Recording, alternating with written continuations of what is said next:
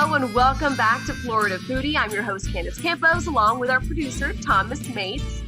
And the pandemic has many people looking for help in all different ways, especially when it comes to feeding themselves and their families. But it has also inspired others to step up and help out any way they can. And that's what brings us to our guest for today, Karen Zilke, who started the Chuliota free vegetable distribution with her husband, offering free fresh produce to people in need. And Karen, welcome. And thank you so much for joining us. I know that you are a very busy woman, you and your husband, of course, very busy making sure so many families have fresh food on the table. So let's just start off with how you came up with this concept. My husband came up with the concept, first of all. Okay. It wasn't me. He's a very generous person. But it was a combination of two things. We saw a story on the national news about how farmers had crops that were rotting in the fields because they'd lost their market for them. And in this story, some college students rented a semi-truck, and I think they went up to Idaho and put potatoes in the truck and came back to where they were, or something like that. And then it was a Facebook post by a local farm, Long and Scott Farms in Mount Dora. Mm-hmm. And they were just pleading with people. They had like 33 semis of cucumbers, and they had lost their market because the restaurants were closed at that point. And I believe they said they had 53 families to support, and they just couldn't upscale their retail operations because they didn't have the space for that. And so my husband just said, well, we should take our trailer and go buy up a bunch of vegetables and just come back on this side of town and hand them out. And I thought, well, that's pretty crazy. So I ran it past my mom and my sister. I talked to them all day long about everything. Of course, yeah. And they asked all the questions like, well, where are you going to do that? And what are you going to use for bags? And how will people find out about it? And, it just got all the wheels turning about how we really could do that. So I sent a Facebook message to the local VFW, and we are not veterans and we're not members of the VFW. And so it was just kind of a blind letter about, can we use your lawn outside the VFW hall? They didn't see it for about 10 days because their post was closed down. And so no one was really monitoring their mail. But eventually he got back to me and said, absolutely, they're very good community partners for many different groups. And they said they'd love to have us do it there.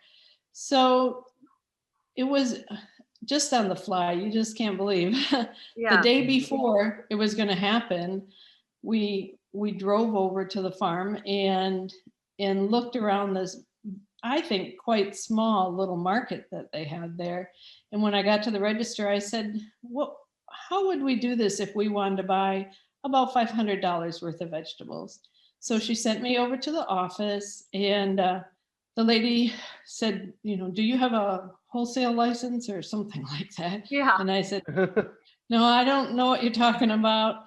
We're just going to give these away. And if you're not charging for them, that's fine. She said, you don't need that.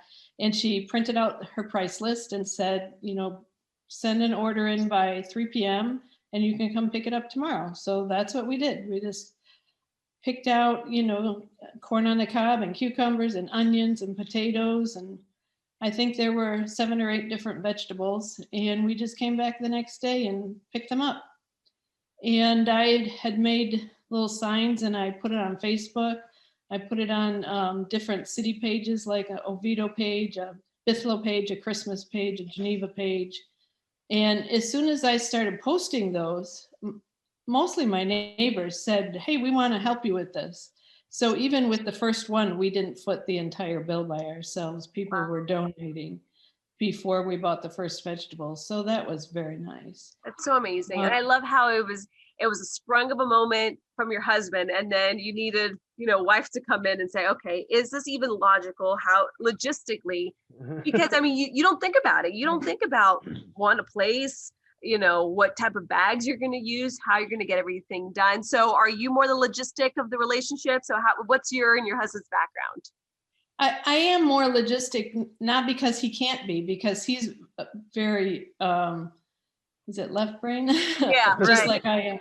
But he's out of town a lot. So he's a pilot. So he wasn't around to do a lot of the planning. Mm-hmm. But I went to my local Publix and I asked if they could donate some bags. So she gave me 2 cases and it turned out to be 4,000 bags. And it lasted us, I think, the first 8 months of the distributions. Oh, wow. So that was great. I mean, she did that, just like that. So that was a big help because I felt better using brand new bags. People would bring bags to us to donate. And I didn't know if those had, chicken juice on them and all kinds of stuff like that. And I mean, especially now with the pandemic the way it is, you need to make sure that everyone feels as comfortable as possible. Even if they're getting fresh fruits and vegetables, they still deserve quality, right? Right. So at the beginning, because it took us so long to get out to Mount Dora and then back to Chuliota, we didn't start until noon, and we scheduled it noon to 3. The VFW had tables that we could use, so I set up 1 table per vegetable, so it was like a whole line of tables, and it worked out. They had 2 tents and we had 2 tents, and to shield us from the sun. It was so hot, even in May, it was still hot. So one thing that we weren't anticipating, not being farmers ourselves, was that we didn't know that farm shuts down in early June because it gets too hot to grow in Florida. So they had put out a notice that as of this date, they'd be shut down. And it was like, oh, I need to find someplace else to get vegetables. So we did find a vegetable wholesaler that's actually much closer to our house. And as it was getting hotter and hotter, we decided to move it to the morning hours when it wasn't steamy outside. So for now we do it from 10 to noon. And instead of standing around the last hour waiting for stragglers, people just make sure they get there during our hours. So absolutely. I mean, you've been talking, you're telling us this is the summer months. How long have you guys been doing this? We started in May and we've done 2 a month. So it's been 9 months and we've done 18. That's so amazing. And how has been the kind of the feeling from the farmers too? I mean, do they, they see you coming in and they're like, cha-ching, finally there's money coming in. I mean, what's kind of I don't know if it's that big of a deal to them, because $500 is probably just a drop in the bucket to what they sell overall. But it's a drop, right? I mean, that's how you start. Yeah. But we feel better knowing that we're helping out the farmers. And I thought that it was a good thing to offer vegetables, because a lot of the places around here that do the drive-through groceries, that they put in your trunks and stuff, they aren't able to do fresh produce because in between times it would spoil. So most of them just do, cereal and canned goods and stuff like that. So I just thought that it could work in well with the other grocery deliveries that are being done. So over time, we've added on, which has been real nice. I've had people call me that have backyard chickens. And so we've given out eggs sometimes. Nice. And somebody that had access to Publix outdate bakery products wanted to tag on. And so we also give out breads and sweets like coffee cakes and cupcakes and stuff like that. Usually we allow people to take at least 1 bread and 1 sweet, and they can choose off the table. And then just recently we added a dry pantry section. There's a lady in Chuliota who had built a little free pantry at the end of her driveway. Oh, wow. And she had so many people that wanted to donate to it, and it wasn't big enough for everyone to donate that wanted to. So she said, well, let's go on the road and join the vegetable distribution. So she had 2 tables full of groceries last time. So we keep expanding, and that's nice. People appreciate it.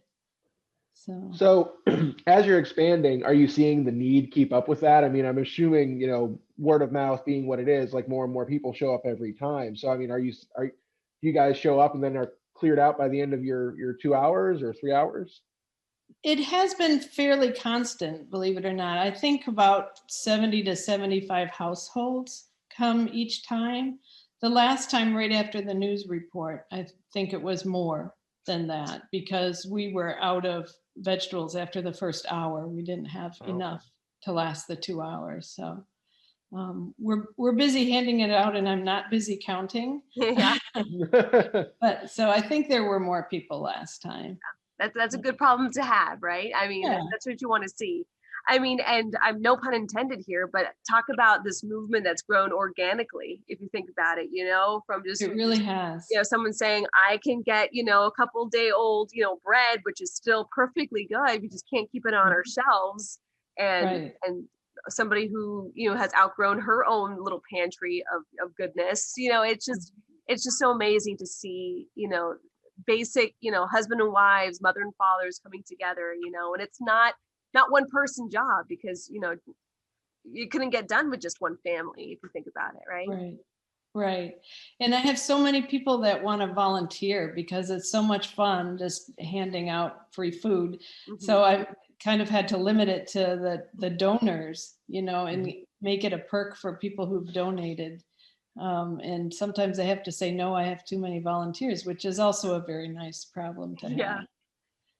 How have donations been working for you? Because I mean, I remember we recently given you and your husband the Getting Results Award, and even then you were saying like just even as you're setting up, people are already like handing you money. So I mean, between like food donations and money donations, like how has that been working out? How's people been doing that? Is it just like when you're there, putting it in the jar, or have people been reaching out to you personally? People reach out to me personally in between the vegetable distributions and say they'd like to donate, and then we take donations through PayPal and Zelle and Venmo. I learned a lot about the Cash App type things. Karen is all hip with taking people's money. That's a good thing. Right. And sometimes they just write a check and drop it off at the house, or they'll mail it. So lots of different ways. I just make sure to let people know that we're not a 501c3 at this point and that it's not tax deductible, but usually that doesn't make a difference for people. Right. And it's always kept up pretty good. There have been a few times where we've gone into it short and then we just pick up the difference. But that's not very often, actually. To me, it's the Lord providing, So. And I mean, what was it? Was it the farmers? Was it the people who were coming? What was it that just started this, process? Chuliota is an interesting place because it has the whole range of people. It's got people, I think, that definitely live paycheck to paycheck or even do a lot of couch surfing in friends' homes, things like that. It's got, rundown rentals. And then it's got all the way up to $1 million homes on a lake in a gated community. And so I just thought that we had the means within our own community to help our own community. Mm-hmm. And we live kind of in the middle of all that, And again, I say this comes from the Lord blessing us.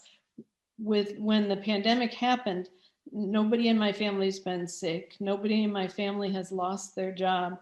In fact, the kind of flying that my husband does, which is private flying, it has gotten busier because people don't want to be in the airport, with thousands of other people. They want their own plane and to go on the private side of the airport, So his job has never been in jeopardy.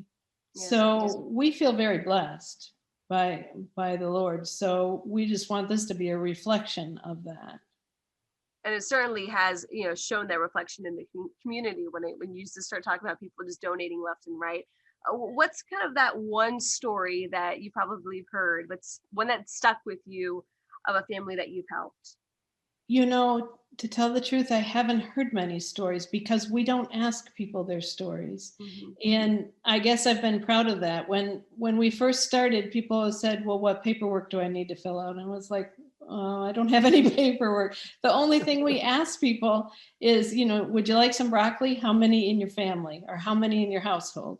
And so I didn't know the background of the people that come. I do see some people over and over, but I'm trusting them that they're in need. Right. And so when I got the Getting Results Award, and one of the customers was interviewed and he said he'd been out of work, I mean, it made me tear up because I didn't know that. I hope I'm helping somebody that really needs it. I'm trusting that I do, but I don't have a story because I don't ask those people to share. Mm-hmm. Well, I can tell you a couple things. There was a lady that started crying at the first table. And as she went down the line, she cried harder and harder until she couldn't talk. Oh. And just talking about what a blessing it was. And I don't know who she was or what this meant to her, but I know that it was important for her. That's one thing.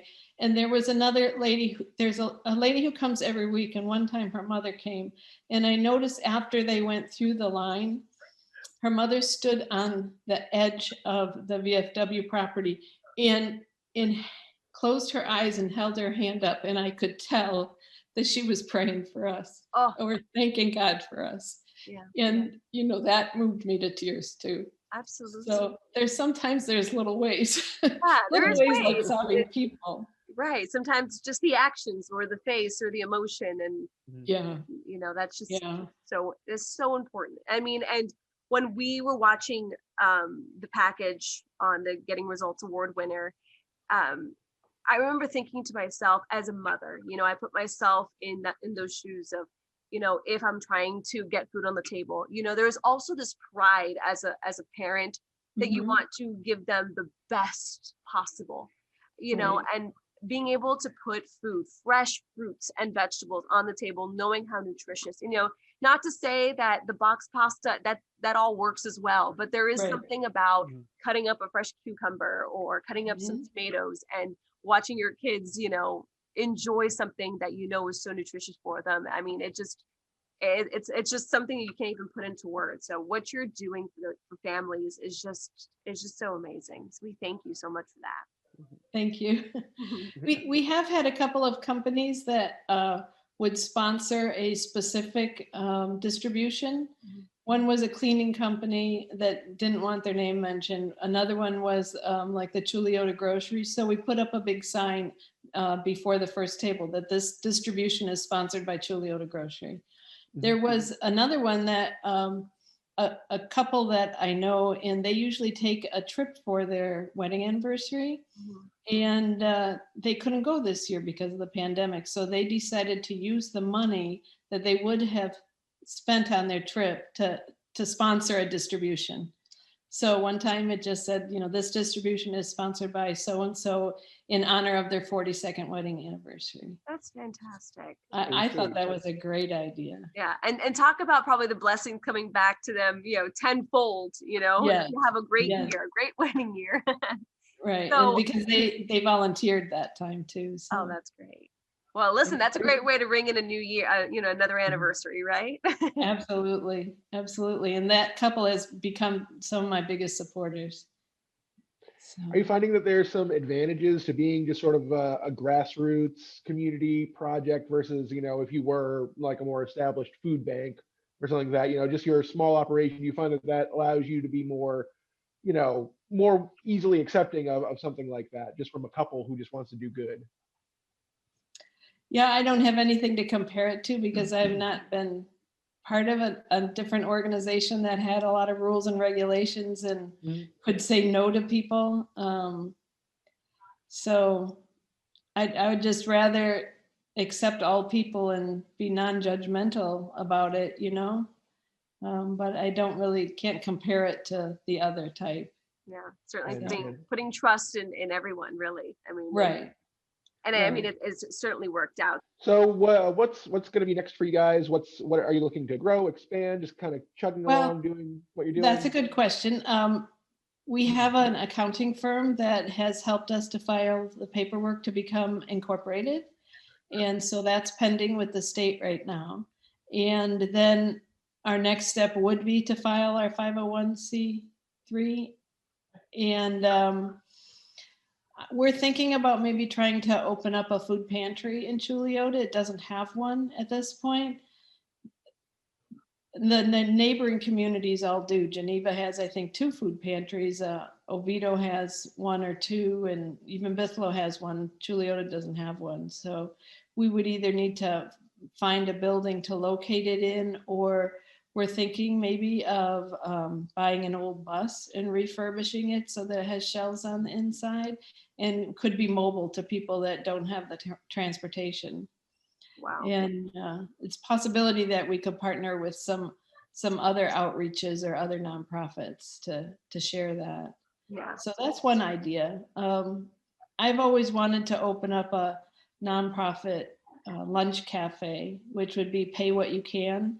And that model's been used successfully around the country. There's about 50 pay what you can cafes.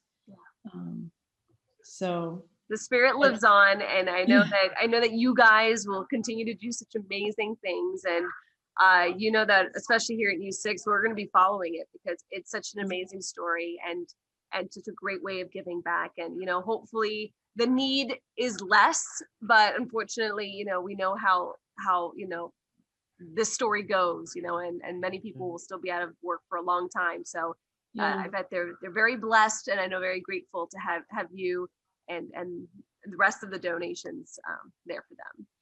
Food is love made visible, and I've always loved to feed people. So I'm sure that what comes next for me will involve food in some way. So. And we wish you so much luck. Thomas, you have any other questions? No, I think we've about covered it all. Thank you so much for your time, and please keep us up to date on anything more you and your husband are working on, or when you make that next move. Keep us up to date, and we can follow up with you and let people know what you're doing. Okay, thank you very much. Thank you. And we never heard the cat, so that's good. No, I guess he gave up. Yeah. Well, have a great day.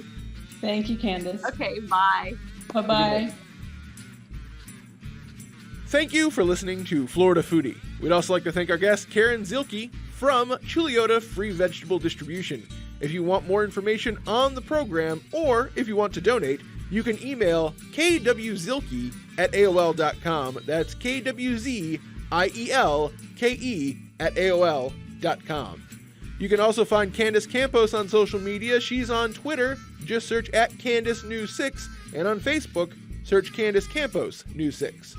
Also, a big thank you to our technical producers, Derek Mosier and Ryan Haley. I'm the show's producer, Thomas Mates. Florida Foodie is available to download wherever you get your podcasts. Please take the time to rate and review us there as well. And you can find videos of all of our podcasts at clickorlando.com/podcasts.